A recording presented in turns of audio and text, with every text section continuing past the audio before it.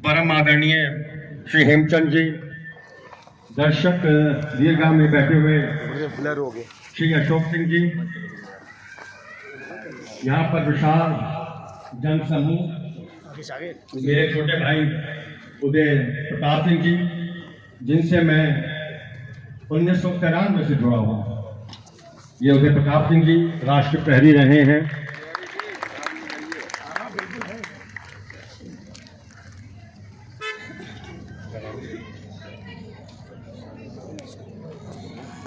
मैं इस्कॉन मंदिर के अध्यक्ष श्री प्रभु रमेश राम जी को स्वागत करता हूं, हार्दिक अभिनंदन करता हूं। मैं राजीव मल्होत्रा हूं सर, मैं पुलिस विभाग से जुड़ा हुआ हूं और पुलिस महानिरीक्षक के रूप में आजकल सेवाएं दे रहा हूं। अभी आदरणीय शुक्ला जी के साथ बात हो रही थी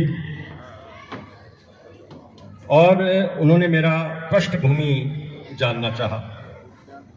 जैसे कि हम जानते हैं कि 1947 से पहले भारतवर्ष, जो आज बांग्लादेश और पाकिस्तान में विभाजित हो गया है, एक संपूर्ण भारत था। मेरा जन्म और मेरे पुत्र का जन्म इस भारत में हुआ है। पंजाब प्रांत से मैं ताल्लुक रखता हूं और मेरे जितने भी पूर्वज हैं वो पश्चिमी पाकिस्तान से ताल्लुक रखते थे, वहां से वो जुड़े हुए थे। विभाजन हुआ, उसकी त्रासदी के बाद हम सब लोग, मेरे दादाजी, मेरे चाचा जी, मेरे ताऊ जी, मेरे स्वर्गीय पिताजी, वो सब यहाँ पर रिफ्यूजी कैंप में रहे और उसके बाद अपनी मेहनत से, अपनी लगन से, अपनी निष्ठा से अपने अपने क्षेत्रों में ईश्वर के आशीर्वाद से सब सफल हुए और उसी का परिणाम है कि हमारी जो तीसरी पीढ़ी है वो सभी सरकारी सेवाओं से जुड़ी हुई है। मेरे दादाजी रेलवे में गार्ड थे, मेरे पूजनीय पिताजी सिविल सर्वेंट थे और मैं पुलिस की सेवा में हूँ। पुलिस की सेवा में मेरा चयन सन 89 में हुआ। 37 साल का ये लंबा सफर है, जहां पर मैंने इस प्रदेश में, और मुझे सौभाग्य प्राप्त हुआ कि मैं 3 बार, मुझे विदेश में भी सेवा करने का मौका मिला। अभी हेमचंद जी ने कहा और तो मेरी भावनाएं और जागृत हो गई। मुझसे कहा गया कि अगर 5 साल आप संयुक्त राष्ट्र संघ में काम कर लेंगे तो आपको जो है परमानेंट पेंशन मिल जाएगी और आपका जीवन जो है बहुत सुखी रहेगा। लेकिन मैंने कहा नहीं, ये तो संभव ही नहीं है। जिस धरती ने मुझे इस काबिल बनाया है कि मैं पुलिस सेवा में आऊं, मैं उस धरती के लिए अपनी जान निछावर करना जो है सौभाग्य समझूंगा। वनस्पति इसके कि सुख सुविधाओं का जो जीवन है, मैं विदेश में उसका जीवन यापन करूं। अब बहुत सी चीजें बताने को हैं। अब मैं इतिहास का भी छात्र रहा हूं। ये जो हमारा जो धर्म है, हिंदू धर्म, ये कितना पुराना है ये कोई नहीं बता सकता। ये प्राचीनतम धर्म उसमें से एक है। उतना ही प्राचीन है जितनी प्राचीन हमारी गंगा नदी है। उसके बारे में भी कोई प्रमाण नहीं कर सकता कि कब से वो जो है बह रही है, गौमुख से कब निकली थी। सब इसका अनुमान लगा सकते। अत्यंत उदार धर्म है, सबको साथ लेकर चलने वाला ये धर्म है। लेकिन जैसे कि अभी हेमचंद जी ने कहा कि एक वो धर्म है जो हमें 2 चीजें सिखाता है। एक हाथ में हमें शास्त्र देता है और एक हाथ में हमें शस्त्र भी देता है। हमारी सरलता हमारी कमजोरी नहीं होनी चाहिए। जब कोई चीज कमजोर पड़ जाती है तो आपका नियंत्रण उस पर कमजोर पड़ जाता है, ढीला पड़ जाता है। हम उदार जरूर हैं, हम कृतज्ञ हैं, हम भावुक हैं, लेकिन हम लोग कायर नहीं हैं।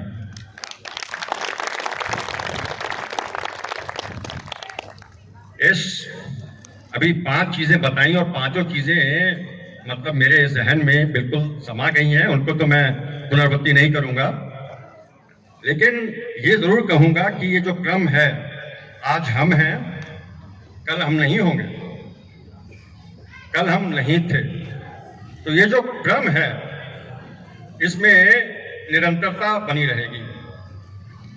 हम लोग समाज में जब हमारा जन्म होता है, हम बड़े होते हैं, वयस्क होते हैं, वृद्ध होते हैं, तो हम लोग बात करते हैं कि प्रॉपर्टी का भी बंटवारा हो, प्रॉपर्टी बांटी जाए, और इन चीज़ों में हम सांसारिक चीज़ों में लगे रहते हैं।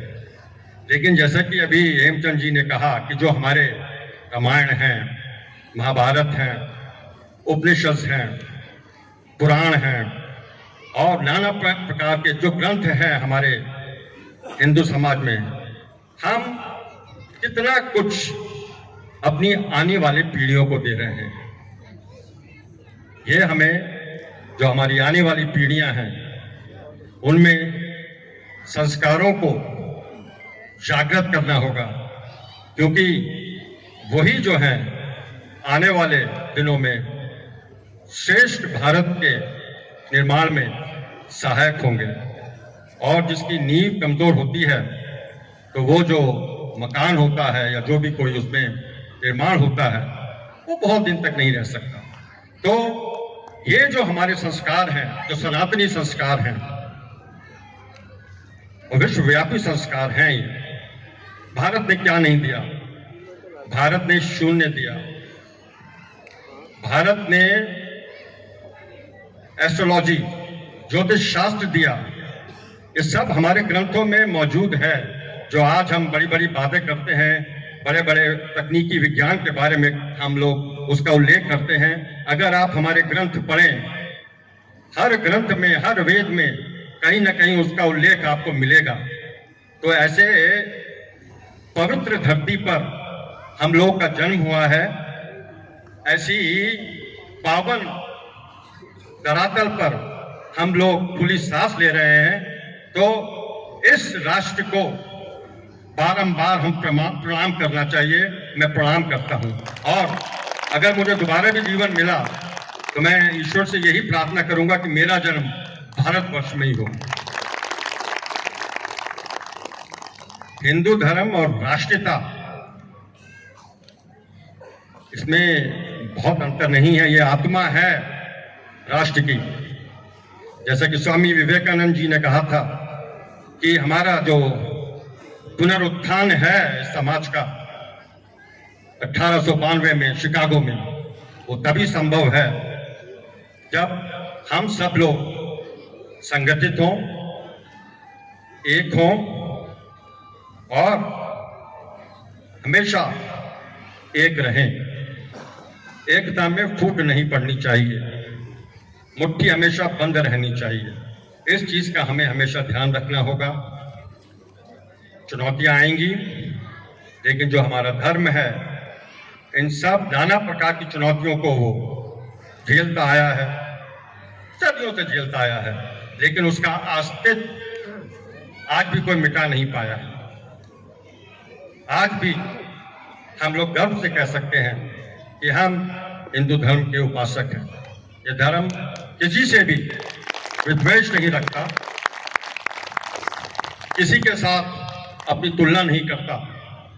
इसका अपना एक अलग व्यक्तित्व है। उस व्यक्तित्व को हमें संभाल के रखना होगा और मजबूत करना होगा। जैसे कि हेमचंद सिंह साहब ने कहा कि कैसे रख सकते हैं हम पर्यावरण की रक्षा करके, हमारी वेशभूषा, हमारे उत्पाद, उसके बारे में अपने आप को हमें प्रमोट करना होगा, हमें उसको बढ़ावा देना होगा, अपने बच्चों को अच्छी शिक्षा देनी होगी, अपने धर्मों के बारे में उन्हें ज्ञान देना होगा। जो हमारे लिटरेचर हैं उसके बारे में अपने बच्चों को, आने वाली नस्लों को, आने वाली पीढ़ियों को उनसे संज्ञानित करना होगा। तभी आप देखिएगा कि जो सनातनी धर्म है ये हमेशा फलता रहेगा, फूलता रहेगा और समाज में प्रकाश फैलाता रहेगा। आप देखिए ना, सनातनी धर्म का एक मैं छोटा सा उदाहरण दूंगा और बहुत ज्यादा नहीं बोलूंगा। मैं बोलने का अब इतना, जब आप लोगों ने इतना अच्छी बातें बोली है, मैं अब क्या बोलूंगा। सूर्य को बस एक प्रकाश दिखाने वाली बात है। देखिए आप उत्तर में आप देखते हैं बद्रीनाथ, दक्षिण में आप देखते हैं रामेश्वरम, पश्चिम में आप देखते हैं द्वारिका को, और पूरब में आप देखते हैं पुरी को। ये चारों जो आपके तीर्थ स्थल हैं, चारों जो मठ हैं, जो शंकराचार्य जी ने 32 साल की आयु में जिनका अनुसंधान करके अन्वेषण किया था, ये सभी सनातनी धर्म से जुड़े हुए हैं। इसलिए कहते हैं कि यहाँ पे आप कश्मीर से कन्याकुमारी तक विविधता बहुत है, लेकिन विविधता जो है वही हमको एकता के धागे में पिरोती है। इसलिए हम एक हैं और ये भारतवर्ष, हम रहें या ना रहें, भारतवर्ष हमेशा रहेगा। जो ये प्यारे बच्चे हैं, बहनें हैं, भाई लोग हैं यहाँ पे, और यहाँ पे जितने भी सम्मानित सदस्य हैं संघ के, ये सब जो है हम लोगों को प्रेरणा देते रहेंगे। और आप लोग ये जो है ग्रहण करते रहें, जो भी ये आपको देते हैं, शिक्षा देते हैं, जो भी अपनी बातें बताते हैं, उसका कोई मतलब होता है। और जितना मेहनत आप आज कर लेंगे ना, कल आपका उतना ही सुनहरा होगा। और हमेशा प्रयास करिए, जितने भी बच्चे यहाँ बैठे हैं, कि जो बीता हुआ कल है उस पर मलाल मत करिए, क्योंकि कोई हारता नहीं है। या तो आप जीतते हैं या आप सीखते हैं। आज को आप बेहतर बना सकते थे अगर कल आप मेहनत करते, अगर नहीं की, अब आपके पास दूसरा चांस है, मेहनत करिए, ताकि आने वाला जो आपका भविष्य है समृद्ध हो, सुनहरा हो, और तमाम जो आपकी अपेक्षाएं हैं, जो आपकी चाहते हैं, उनको परिपूर्ण करने वाला हो। इसी के साथ मैं अपनी वाणी को विराम देता हूं। बोलने को तो बहुत कुछ है। भारत माता की जय, भारत माता की जय, भारत माता की जय, वंदे मातरम, वंदे मातरम, वंदे मातरम, जय हिंद।